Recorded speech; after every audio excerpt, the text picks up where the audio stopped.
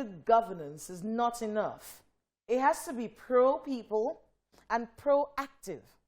Good governance is putting people at the center of development process. That quote is from Narendra Modi, India's Prime Minister. Is Nigeria's governance pro-people? The government says constantly that we, the people, are at the center of this development process. This development drive is for the people. But is it really? Are we copying development models from people who are not us and shoving them down the throats of Nigerians? Is the Nigerian governance model enough? Is it proactive? Is it pro-Nigerians? Hello and welcome to Political Paradigm on Channels Television. I am Kayla Magwa, helping us comb through this forest where the Nigerian government and the Nigerian people seem to keep missing each other, is a man who was a part of deliberate drives to merge the needs of Nigerians with the actions of government, most notably the 1994-1995 Constitutional Conference. Join us in welcoming Mr. Buba Galadima to the show. Born in Gashua, Yobe State, this graduate of Ahmadu Bello University, Zaria, is actually an engineer by profession. He was Director General of the Nigeria Maritime Authority from 1996 to 1998. In politics, Mr. Galadima was National Secretary of the Congress for Progressive Change, CPC, a party which was formed in the run-up to the 2011 national elections as a leading platform for former military ruler and president of Nigeria, General Muhammadu Buhari. He was also the spokesperson of the People's Democratic Party. He is one of the 9 signatories that signed the merger agreement between the political parties that came together to form the current ruling All Progressives Congress. Now he is a chieftain of the new Nigeria People's Party, serving as Secretary of the Board of Trustees of the party. Mr. Galadima, welcome to Political Paradigm. Thank you, Kela. It's really nice to see you. How have you been? Thank you. Thank you. Except that I'm aging. You'll be fine, sir. You'll be fine. Thank you. Let's talk a bit about the party. I know that, you know, your neck is meeting, and you've gotten a new national chairman. How are things generally with the NNPP right now? Well, thank you very much.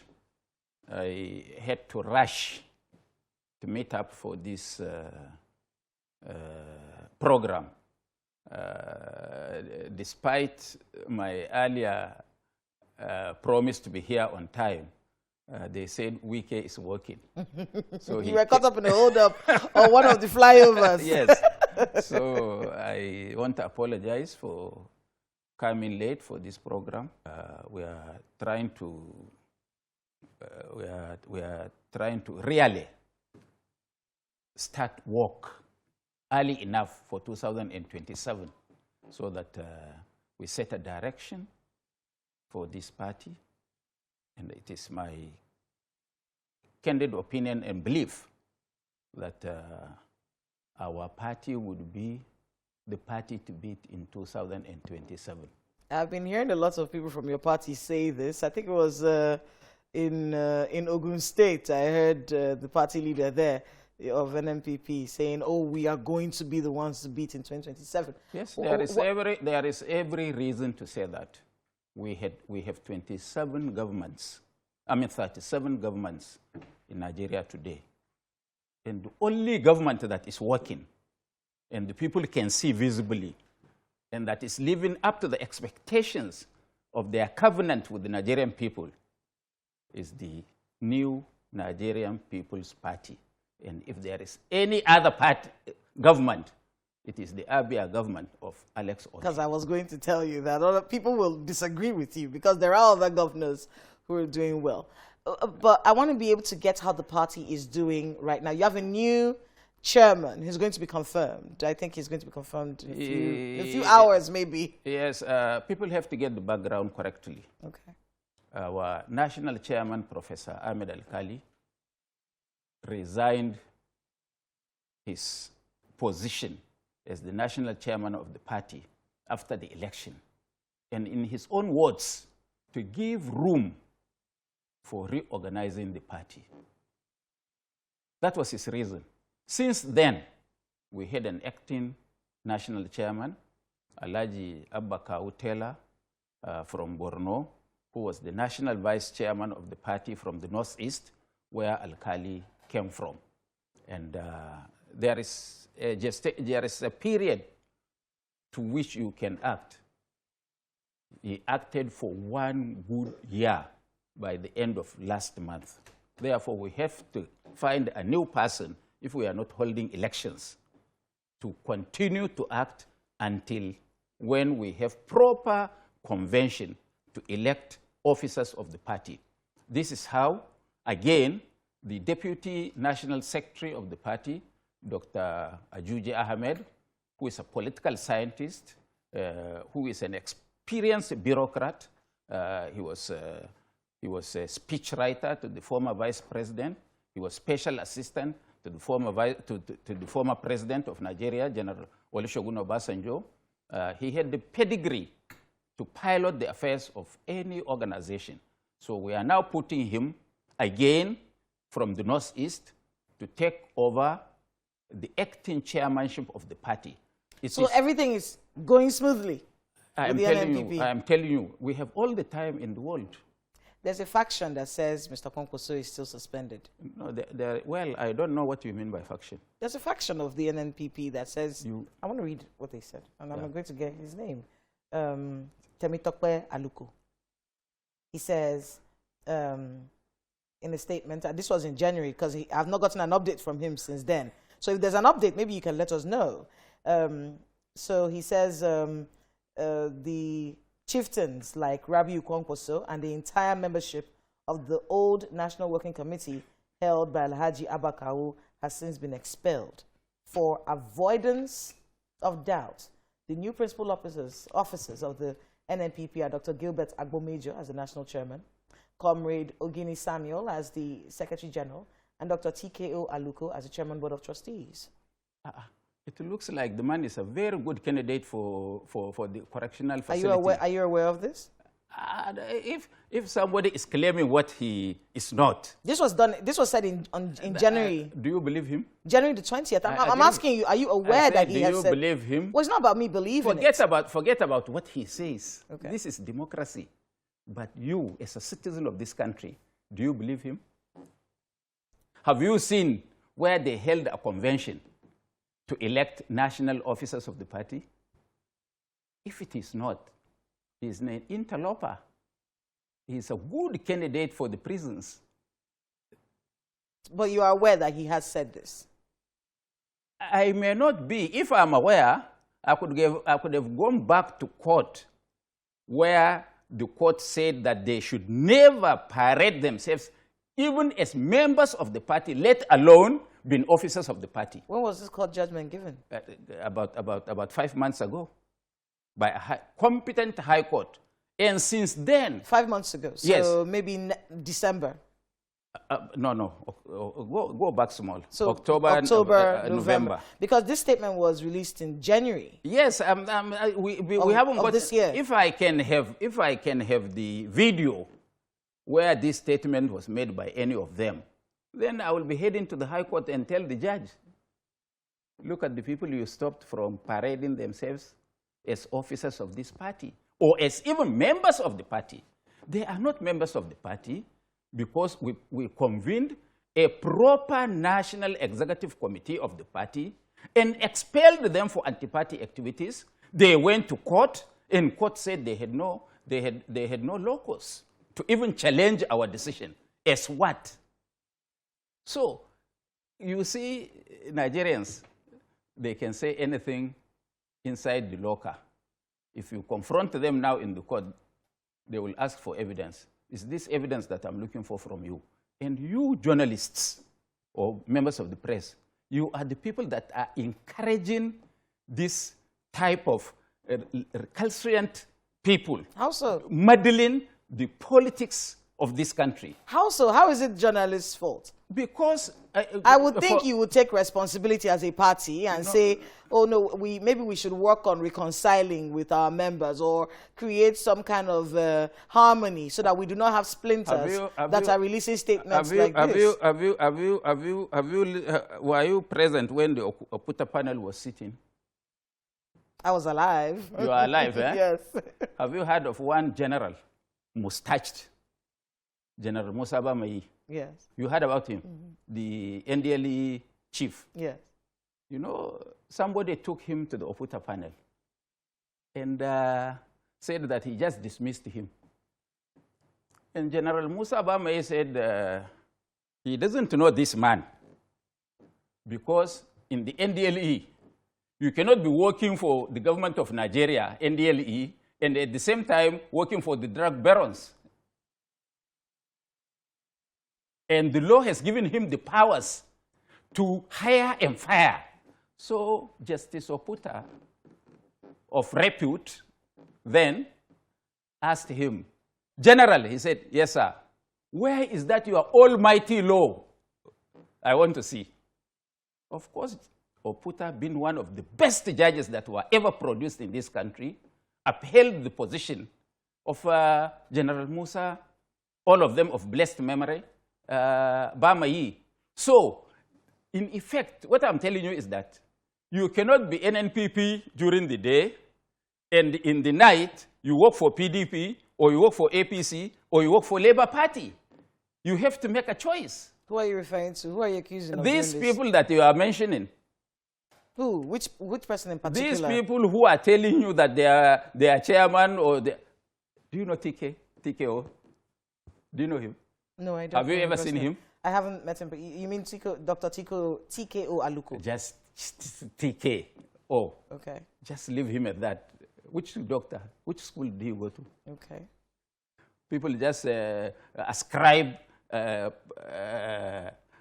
titles to themselves. Why were you asking if we know him? Is there something about him we should know? Yes, because if somebody is I'm telling you that I'm the secretary of the board of trustees of the NNPP. I'm saying that because in a convention, publicly and televised across the world, I was affirmed as the BOT secretary. Which convention took place to confirm any of them or elect any of them to any position? But we have evidence that we gave them privilege to come and defend themselves because they did anti-party activities. They availed themselves. We tried them. We prosecuted them. We expelled them. When was this done?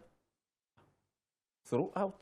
No, when was the expelling done? Expulsion was done last year at Bolingo Hotel when we held our NEC meeting.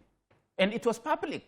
And it was a report of a disciplinary committee that gave them the privilege to defend themselves, which they couldn't. Just ask who is a politician in Nigeria.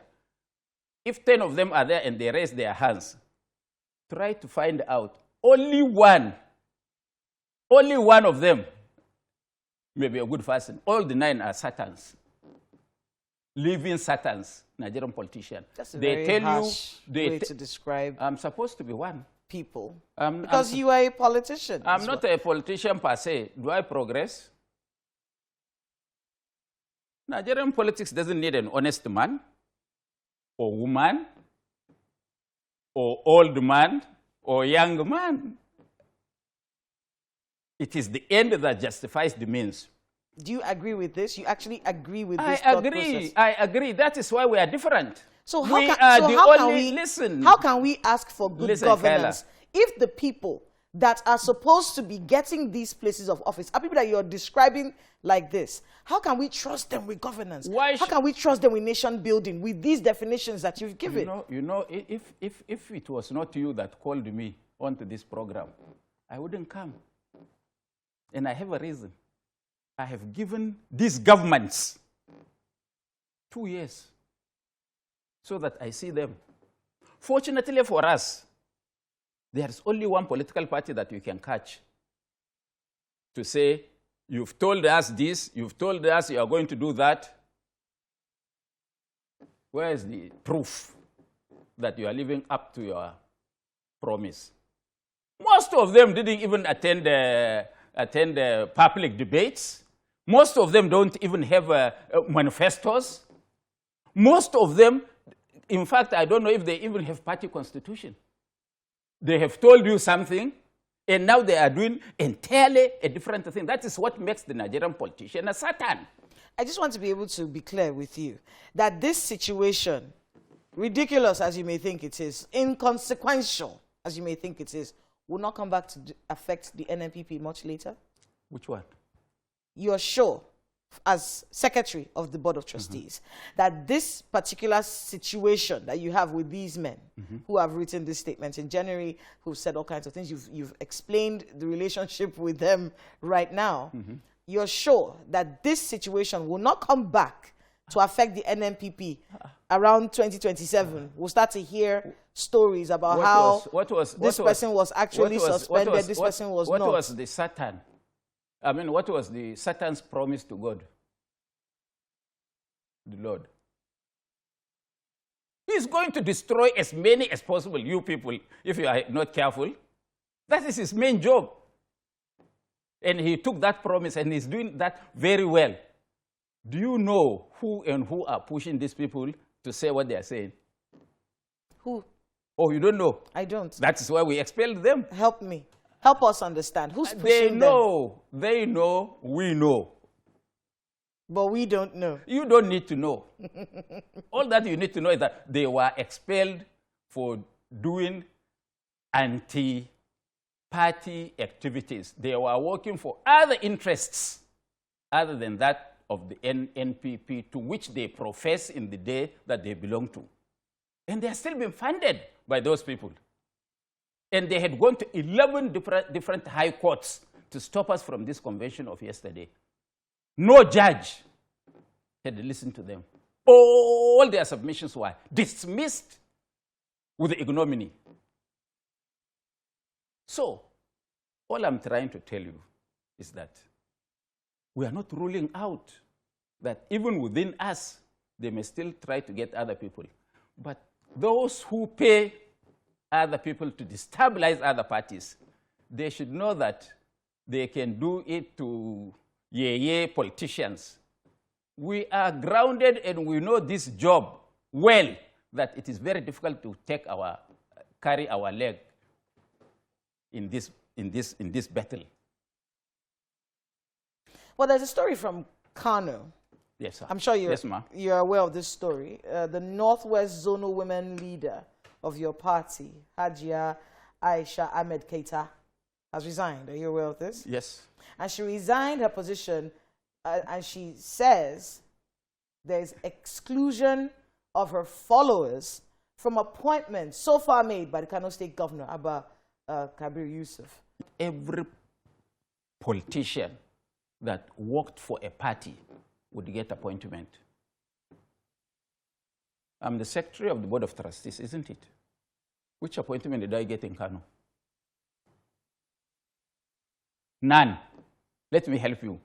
So, if over 1 million people voted for Abba Kabir Yusuf, and as of today, he is in the forefront of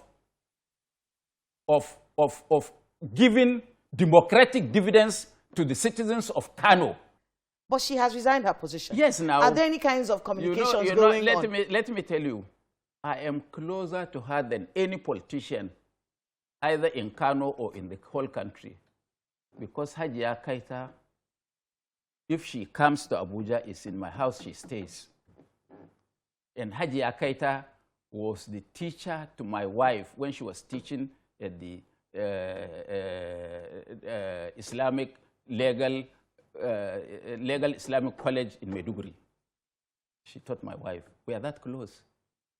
So, if there is anybody that can see her positive or negative side, it should be me. In what she did, she was wrong. Is the man doing what he has promised to do to the people? That is the issue, not to me. When I was fighting Buhari, a lot of people, the easiest way is to say, because they didn't give him appointment. Yes? No? What do they mean by they didn't give him appointment? You mean that since 1978 that I had been in politics and an activist in politics, and it didn't even become a counselor, I stopped talking? So please, for that one, we don't want to open the Pandora's box. There was something you said. I want to read it for you. No politician has ever suffered the kind of calamities I went through in this country. I was arrested, detained, and harassed for about 38 times. Correct. And I never changed, even under such a pitiable condition. I stood my ground as a patriotic, loyal, and honest Democrat. Do you feel like Nigeria has been unfair to you? Yes, in one sense. That, look, I'm above 70 now. I'm nearing my grave. And I had been struggling from 1959 to date to see a better Nigeria. And it is now dawning on me that I may never see that. That is the unfairness Nigeria is to me. If you are digging a well in our local community, this well they enter, dig. And if there is a promise of you getting drinking water, you are going deeper, the well can collapse on you and you die. But you are satisfied that what you are doing is yielding fruits. But all the things I'm doing, it doesn't look like it is yielding any fruits. Sometimes I don't sleep. That all this effort I had put, there is no light at the end of the tunnel. Now, it is, to me, it is an insult to me that clergymen, Muslims and Christians, are taking over politics, something that they don't know anything about. Instead of them going to their pulpit and telling our young people that God said you should do this, and you shouldn't do this. That they can swear by the Bible and the Quran that they are supporting a candidate. Somebody that they don't know anything about. And they call themselves the religious leaders. You vouch for a politician that I called Satan just now? You don't know him? They should leave politics for us, the politicians. We know each other. We know who is good and who is bad. We know who is there to make money. We know who is there to buy the conscience of the people and make more money rather than work for the interest of the people. I wanted to be able to talk to you a little bit about your political career. Yes. You know, a lot has happened. Yeah. I remember the first time I ever saw you was during a national conference in 94, 95, I think. That was the very first time I ever really, you know, because that conference was something that a lot of Nigerians were looking forward to. But a lot has happened to you as a politician since then. Some people have accused you of not being able to stay in one place. You move from CPC, APC, PDP, NNPP. Some people believe that you will not be in this NNPP come 2027 with the way things are going. Where I made my name was at the 1987 Constituent Assembly, where men were men. I was 4 years old in 1987. The Constituent Assembly. 1987. That is where I made my name. Not these charlatan politicians, bread and butter politicians. Well, tell us about it. What was going on then? That was when the soul of Nigeria was called to question. And we were the gladiators.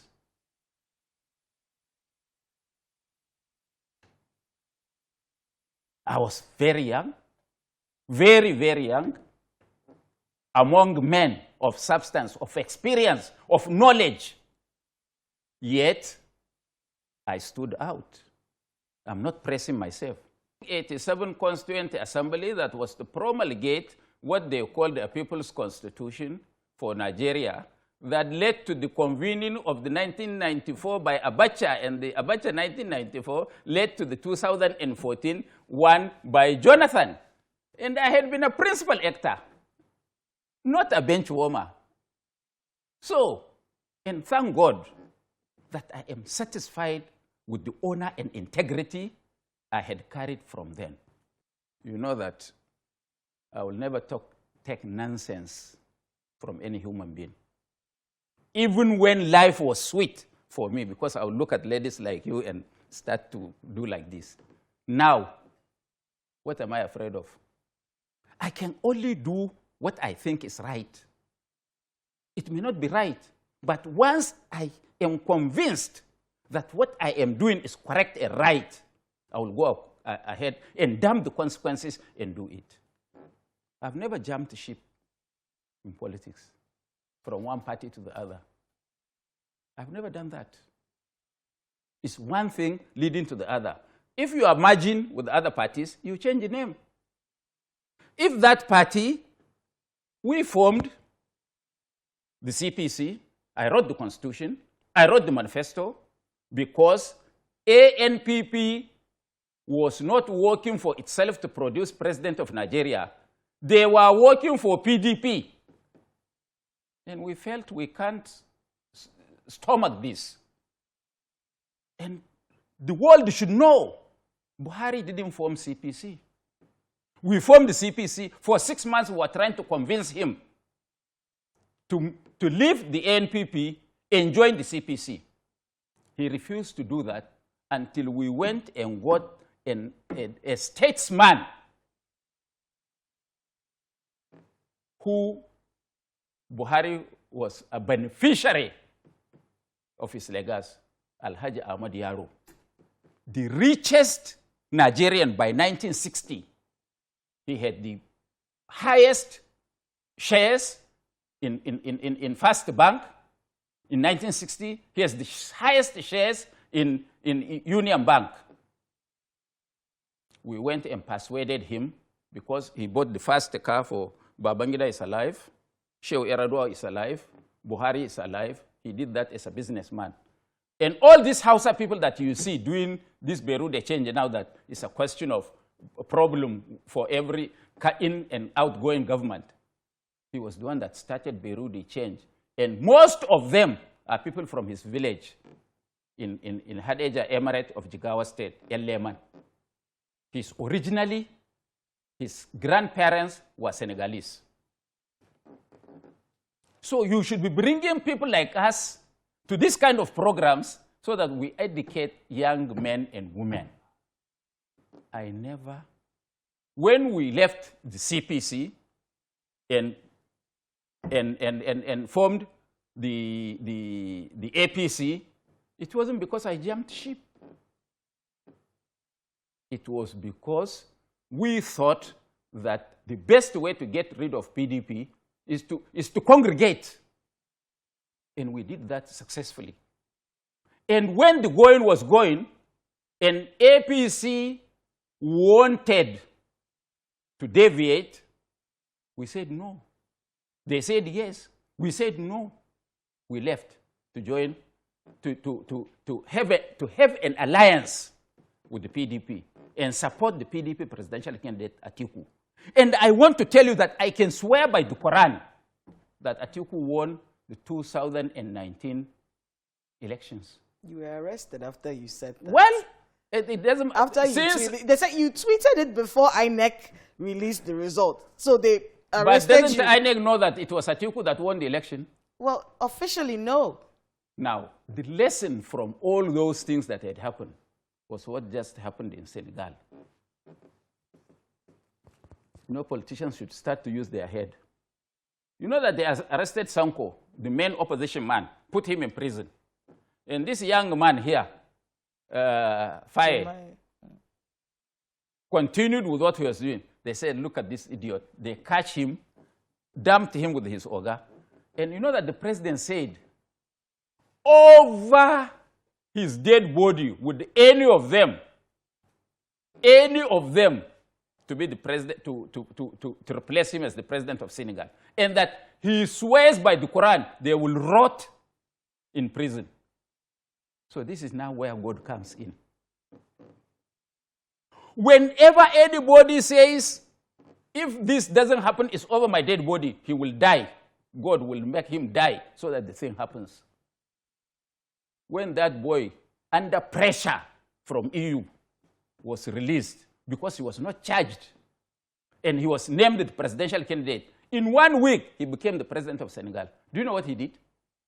He made... Not many Nigerians know what he didn't campaign. Look, listen to me. He didn't campaign.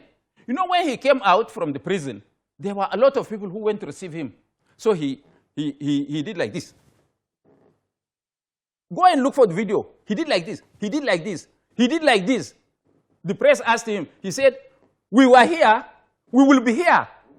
That night, when it was flashed in the social media and the TVs in Senegal, everybody you met the following day in the whole of Senegal, you just do like this. You just do like this. No campaign, no nothing. He won the election. The president had to give up. I commend Macky Sall because he was the first person from his region of Senegal that became the president of the country. And they were doing banditry, that they were changing them in the country, and that they were not receiving a fair deal. As the first man to become, he took over from veteran politicians like Abdoulaye Wade, who contested election for 50 years before he became president. 50 good years he was contesting election. He took over from him. He was from the majority. Now, suddenly he became president. Now he became an emperor. He forgot. So, you see, people should be careful. All these things they think, oh, Muslim ticket, Christian ticket, oh, this ticket, oh, this ticket. One day, one small thing can unite you young men and women. And by the time they send the people to go and persuade you, the election is over. When the APC was formed, what was the idea? What was the thinking behind it? And the APC that we have today, is it the same APC you all came together and signed for? No. At least even if there is nothing, I'm not inside now. Am I APC now? So it's one out. Lawal Shaibu is out. Tony Momo is gone. So over half of us are not there. Because some hawks like El-Rufai came to take over by spoiling the names of other people like us. And I said in an interview, I have it here, I can push you to read the interview. I said he will pay dearly because God doesn't wait for us to die. God will give instant judgment. He has already started seeing the instant judgment. I gave the interview before what has started happening to him in Kaduna. He has seen nothing. You know, sometimes I don't speak. What is happening to him in Kaduna? You don't know. I don't know. Tell us, please. Educate us. You know, even if there's, you don't know much, at least you know that he removed Suleiman Hunkuyi, he removed Shehu Sani as senators because they refused to approve loan for him. And Allegedly. It's not allegedly. Allegedly. No. It was the position of the Senate. It is rules that for anything to go to any state, at least 2 of the senators must sign off. In his own case, even Shatima the senator representing Southern Kaduna, did not sign. So all the 3 senators, so his loan request dead on arrival. And he went to Kaduna. You know this short man that you see? He wants to look taller than his this thing. He went to Kaduna and said, Allah yasine wa Hunkuyi, Allah yasine wa Alkali, cursing Senator Hunkuyi and Shehu Sani because they refused to give Kaduna loan. Now, his own boy that he brought to the Senate and lobbied for him to be chairman of the Senate Committee on Finance so that they approved the loan for him, now is the one that is fighting him. So you think God is asleep? Those of us that he went to tell Buhari, because 7 of them went to meet Buhari on the day the final list of caretaker committee of the APC was to be formed. And Buhari gave him a blanket paper signed and gave him to go and fill names. And this is why Senator Saliu Mustafa fought Buhari when General Buba Marwa phoned Buhari that Saliu Mustafa was making life difficult for them. He doesn't want to put their name. And Buhari called, said, give him the phone. He gave him, say, Mustafa. He said, yes, sir. Why you don't want to accept the list from me? He said, which list from you? Are you a member of the National Executive Committee of the CPC? When did we sit? I'm the Deputy National Chairman. And Tony Momo left for London today for the treatment of his eyes. And we took decision, which you approved. Are you a member? It was me that came to the rescue and said he should have his way. Of course he had his way. And Buhari failed not because he has no idea of what to do. He failed because he removed the umbilical cord. We were in trenches with him for 15 years. We sacrificed everything in life. Solitary confinement, lockup, detention, interrogation, questioning, every time. And he thinks he can betray us and God will make him succeed.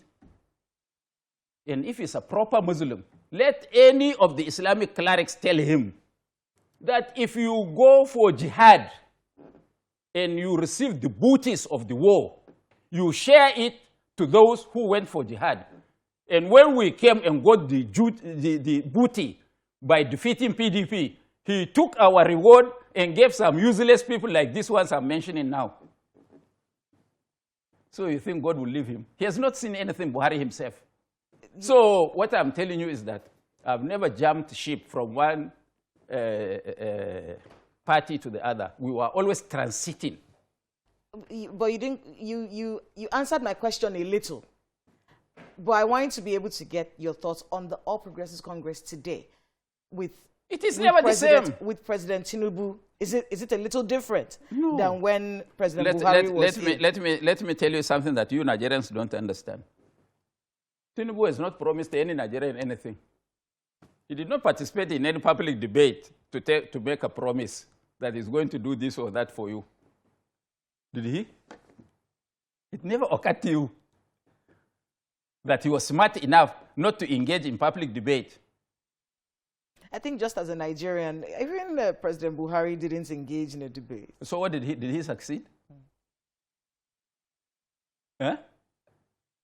I think maybe Nigerians just got used to the fact that many of them do not engage in a debate. So if somebody is afraid to tell you that you can reach a covenant with him, why do you vote for him? Because you are giving him a blanket check. I wouldn't. We were the only people who campaigned on issues. We were the only people who have got a manifesto, written, book. And we are the only people that are now following that manifesto religiously. Education for all. You're referring to the NNPP? Yes. So let's talk a bit about the government in power right now. Elections are done. You're planning towards the next elections. What do you make of governance as it is right now in Nigeria? We keep hearing about these policies. The tariff has tripled, or this times 4 or something right now. Subsidy was removed. We've seen the life of the Nigerian deteriorate. Can I summarize it? Can I summarize what is I say, can I summarize? No, we have to be able to give the full background of this. The president is saying it's hardship now. It's going to get better. But these policies were necessary. Are these policies Nigerian-centric? Are they people-centric? What are your thoughts on that? I'm not APC now. So you want me to correct him to succeed? For the Nigerian, you're a Democrat. If he succeeds, you are a patriot of this country. I'm coming now. If he succeeds, what do I tell you to convince you to vote for me in 2027? But as a nation, though, do you think these policies reflect what the people need right now? Is there anything under the sun that was going to happen that I didn't say so during a run-up to the 2023 election? You chose to take Indomie and 200 naira. So it's your own problem, it's not my own. As far as I'm concerned, all that, but there are a lot of things you Nigerians don't really think. You know, a lot of Nigerians, they think they are smart, but they are ignorant. This is a government of trial and error. Subsidy was removed. It started biting. The whole country was collapsing.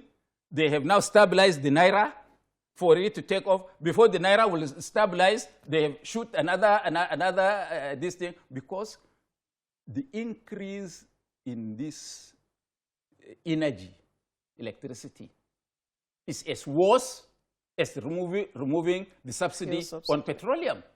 Because everything now, manufacturing will collapse.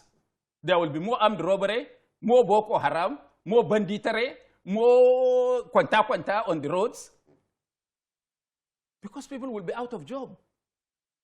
And all your houses will be dark because you cannot again now afford to leave these lights on like this. You have to put them off. So the thieves will be jumping from the fence into your house. You don't know that one. You know why I am happy with certain things that are happening? Because those who know when they speak, you should listen to them. Not listen to your stomach infrastructure. I'm sorry to use Fayoshe, my august English. It's not that one. Please, you should look beyond this. When next Buba Galadima speaks, the nation will listen, because there is nothing I said during Buhari's time that did not happen. There is nothing I said during 2023 election that is not happening and will continue to happen in 2027. When, if I'm alive, because I've passed death now. I've passed death. I buried children, my own children. So I've passed to death. I've buried my parents. So I'm cheating death. But if we are alive and we speak, the people should listen. They will start saying, look at this man or this old man. That time he said so. We didn't listen to him. And we went in for it. Let's listen to him. That is why I was very happy when they were shouting and they asked me whether, what do I say? I said they should go and die. I don't think Nigerians, I don't know, where are our professors? Do you know that the best manager of human resource among the Nigerian leaders was General Abacha? I'm going to get to that soon, because that's a statement that has been accrued to you, where you said our best president was a military dictator. Yes. At a time when people were being killed. Who killed? For pushing for democratic principles. Who are they? I'm going to get to that shortly. But back to the policies of the present administration. There is no policy. They didn't tell you they have any policy. Don't blame them. I'm supporting Tinubu for what he's doing, because he didn't promise anybody anything. And we warned you that the man is not making any promise. He's not having any covenant with you people. You people say, no. So please leave the man alone. He should do what he likes. As somebody that has fought for democratic governance, that is what I know you as. Yes. What is this Abacha talk that you're saying everywhere, Alhaji Buba Galadima? That Abacha was the best president Nigeria has ever had. Yes. You were here. I was a young person, but I'm sure you must have seen what we were going through. A young girl interviewed me. She told me Abacha was a bad man. Yes, I because, said, we remember what it was like growing up while he was in government. Now, I asked her, how old are you? She said she's 30. When did Abacha rule? Were you there? She said no. She was not born. So how did you know that he was a bad man? She said she was told.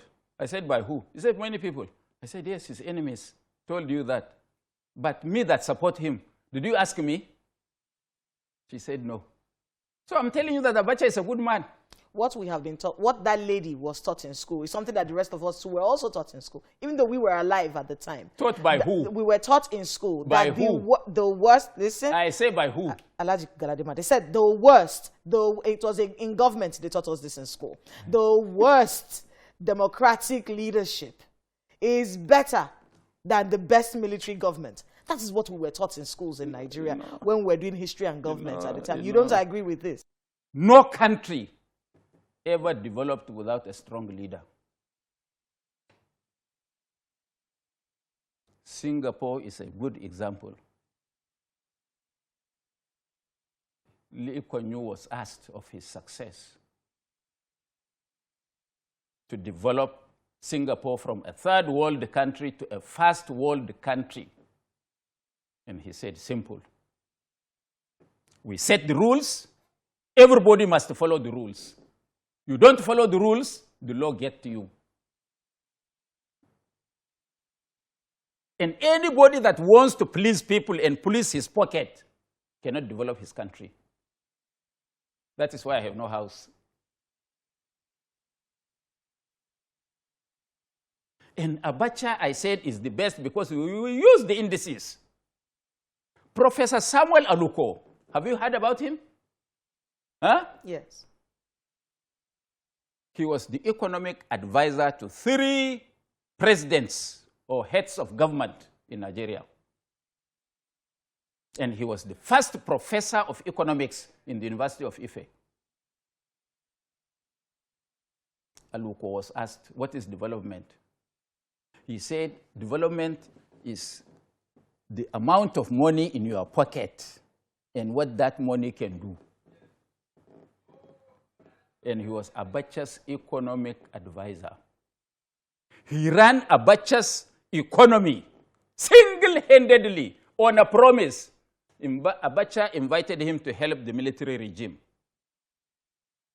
He said, on one condition, you will allow me to do my job. He said,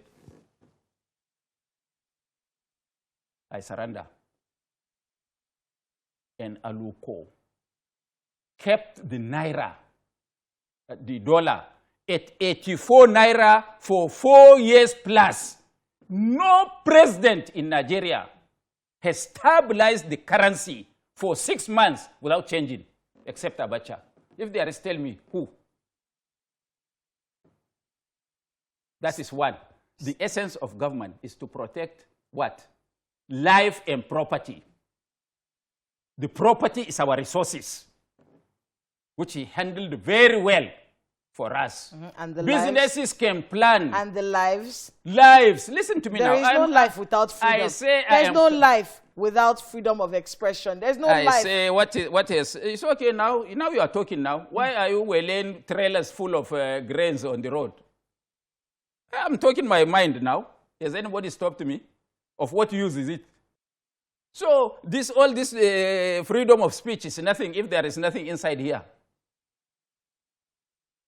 And Abacha held the country like this, security. You, if they tell you to go and break the law, you dare not, because you know the consequence. Ask bankers who are untouchable. This naira that is 1,200, it will still go up. As far as people get free money without working for it, they can also afford to buy the dollar at any amount because they don't feel the pain. And as far as the banks run home with this fabulous dividend at the end of the year, so will you always be poor. How can a CBN governor, in the face of this economic hardship, increase the what do you call it, to 24 point something %. The banks don't need to earn more than 1 digit, 9%. That is even too much. And the greatest problem for any country is that when individuals are richer than the state, you can never see peace. We have just a few more minutes to go, but I want to get your thoughts on kidnappings, especially in northern Nigeria. Mm-hmm. Where are we getting it wrong? You've been here longer than all of us. Mm-hmm. What's going on?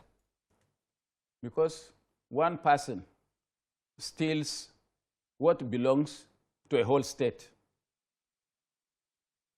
The others will not die. They will have to survive. So, in effect, what I'm saying is, the Constitution says we have how many tiers of government? 3. Huh? 3. What and what? The federal, state, and local. So, how many of them are working freely? The other one that is nearest to the people is not working. Their monies are being siphoned by certain individuals. If the local governments in this country get their allocation, let them steal it in your village. You are from where? Imo State. Imo State. So, why can't the IMB say local government chairman be given his money to spend, even to steal among his community? At least he has got an uncle or a father or a mother or a relative that will get. If only one idiot will sit in Owerri and take all the money and put inside his pocket, and the money does not circulate, you think the people will not survive? And none of us, we are just the cowards in this country. Nobody will speak the truth. Let me tell you one problem that we will face, which if we are not careful, can lead to the greatest instability in this country. That we are having 2 executive governments at national level. That in ministries today, that the capital projects by the ministry, for example, is 10 billion naira, while the capital projects by members of the legislature, what do you call it, constituency project, is 100 billion naira. The legislators are not to be given out contracts. Work development is the duty of the executive, as sanctioned by the legislature at every level of government. But now, they pass the law to give themselves the money, and they force the ministers and MDA chief executives to just give them the money. This one, I want to tell you, let it be on record, whether I'm going to be alive or not alive, that this one will lead to a real catastrophe. And I beg God, not military coup, that will consume the lives of so many people. That's actually where we have to anchor it, Mr. Buba Galadima. I know there's never enough time to talk with you. Thank you very much. I am still looking forward to be on this program again after our convention. But I don't want to talk about this government for now. I give them 2 years. 2 years? When they must have reached an irreversible point of return. But now I can say anything, they can change. They can change it. All right, well, thank you very much. And good luck with all the work. Best of luck. Best of luck with all you have ahead of you. We have been speaking with Mr. Buba Galadima, politician, engineer, and pro-democracy advocate.